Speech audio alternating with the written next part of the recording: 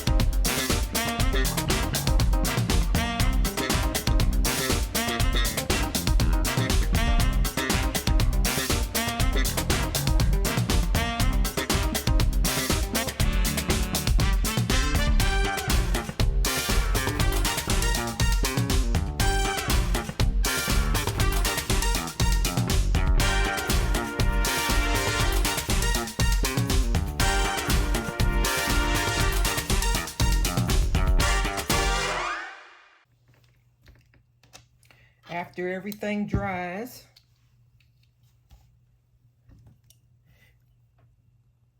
this is your finished product. It still has a little milky appearance, so I can let it dry a couple more hours and then that will clear up. But for the purpose of the video that I wanted to end, I just wanted to show you, because this is basically what it's going to look like.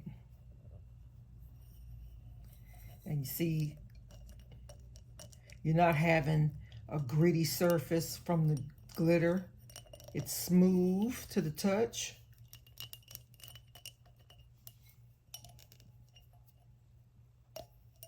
Very nice, and all without the use of epoxy. It's faster because this stuff doesn't take long to dry it all. So this is how I do all of my glitter wine glasses now. I've upgraded my method. Smooth.